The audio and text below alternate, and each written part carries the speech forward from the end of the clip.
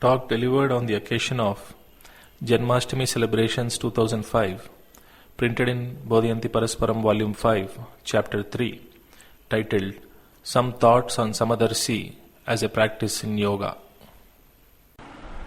Dear fellow travelers on the path, I do not know how to express the love that the Master has for us.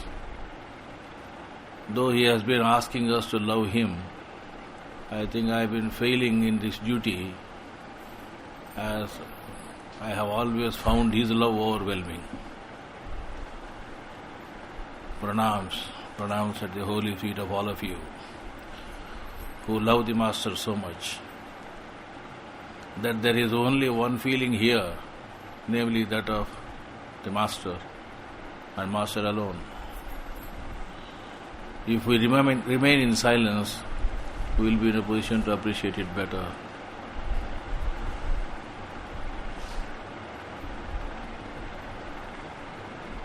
We have understood through our sadhana that we have a unique relationship with the great Lord Sri Krishna. The relationship we have with him as the guide and head of our institution through our beloved Master, I have tried to detail on earlier occasions. Many aspects of the Gita were discussed earlier, and I think there is no harm done by recalling them in brief during this auspicious occasion. Though it is stressed by the Lord that the lower nature of ours has to be brought under control by the higher nature, in the verse, Bandhuratma Atmanastasya Yenatmana Atmana Jitaha, as to exactly what is the way and what role Pranahuti does in this was explained only by our Master in the book Efficacy of Raja Yoga through a diagrammatic presentation of the subject. The traditional approach to consider the two natures of Atman as that of Atman and Brahman, though to a certain extent is acceptable, the juxtaposition of the Atman and Brahman as separate is something that is not true for a yogi.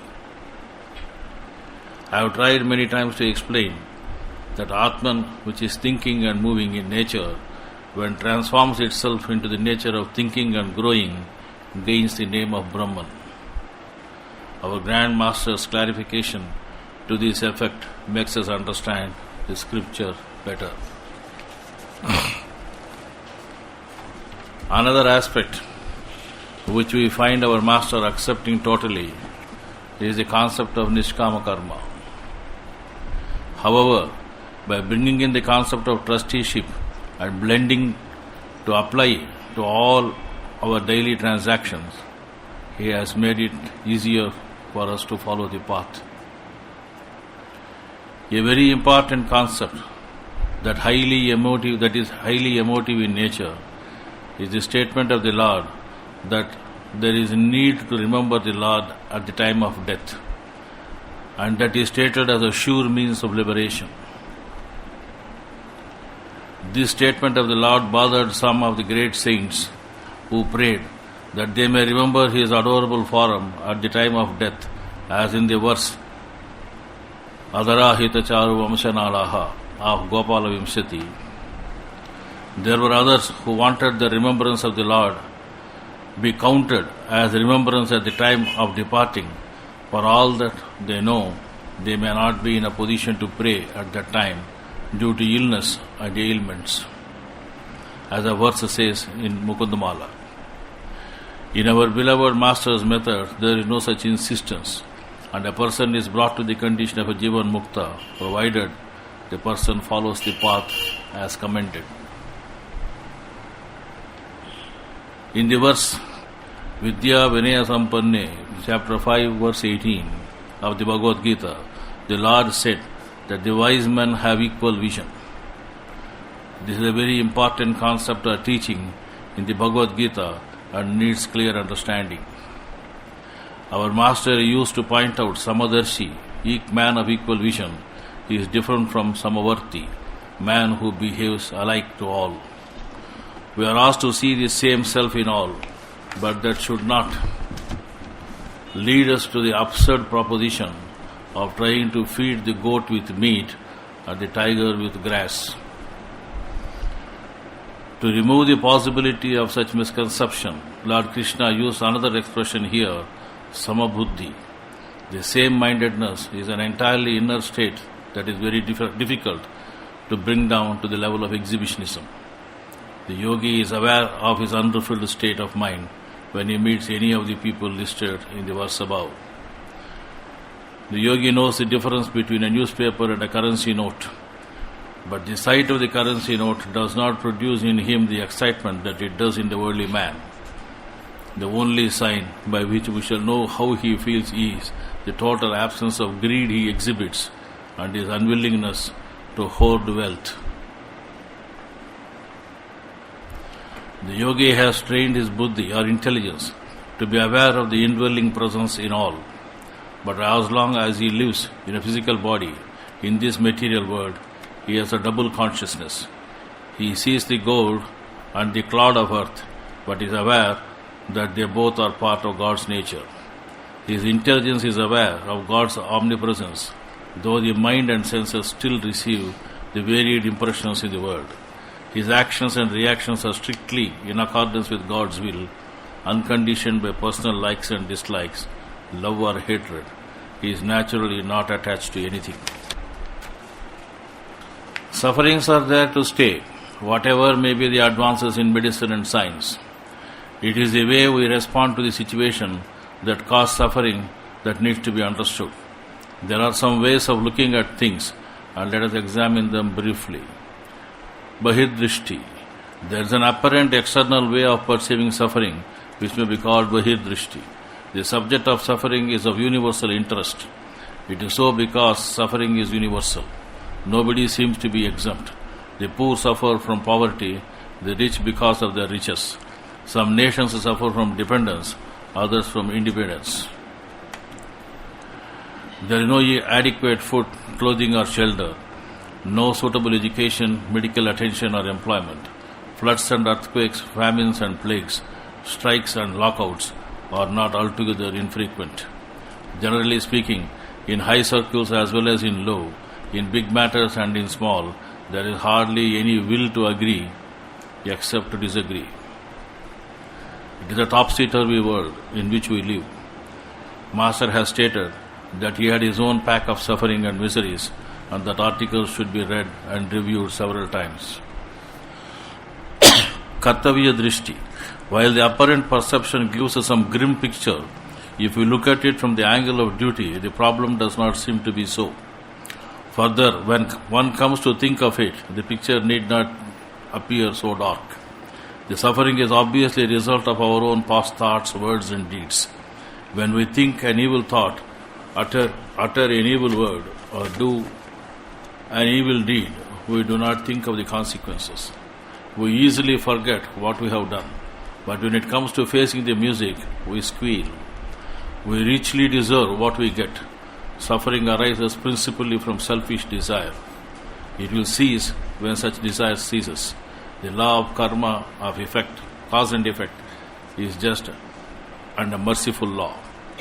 But for it, man would be more and more of an animal. Because of it, man tends to be more and more divine. It's a law which makes us for progress.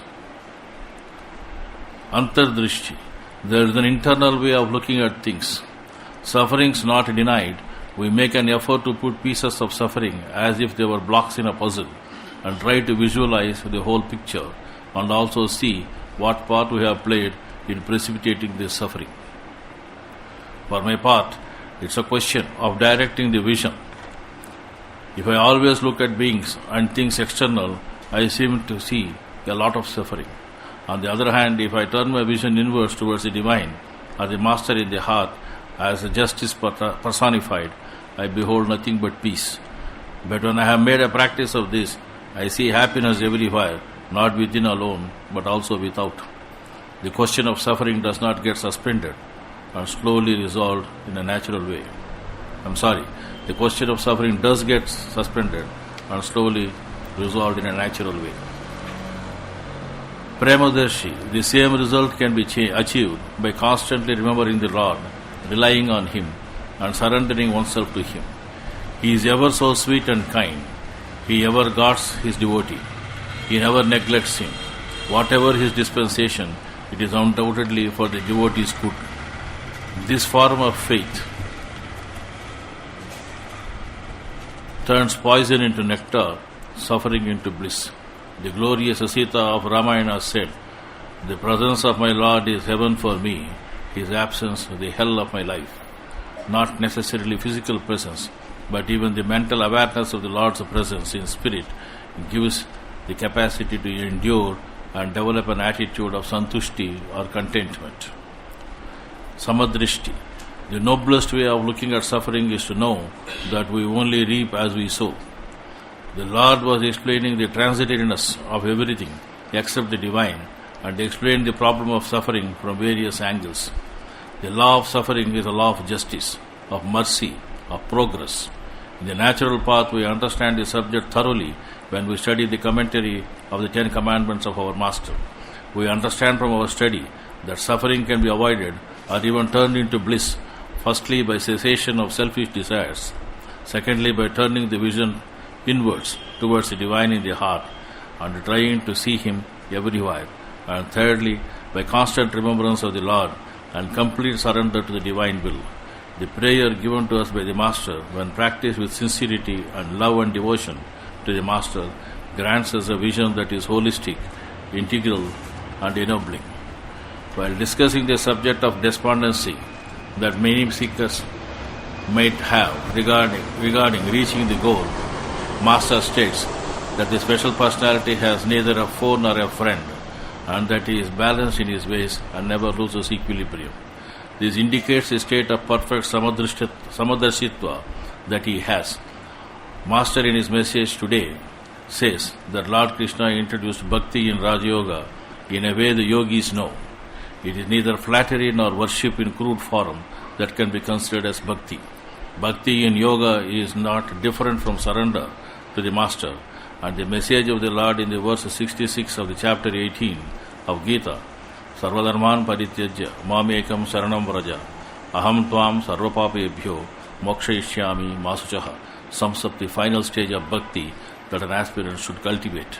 In the interest of spreading the message of the Master in a holistic manner, we have been supplying the sacred text Bhagavad Gita to the aspirants of on this auspicious Janmastami. In this context, I would like to call your attention to the statement of the Master. I do not want you to dwell in an imagination that if you repeatedly read the scriptures, you will become the master of spirituality. By so doing, you can become a philosopher and learned man, but you cannot be a yogi without actual practice with love and devotion.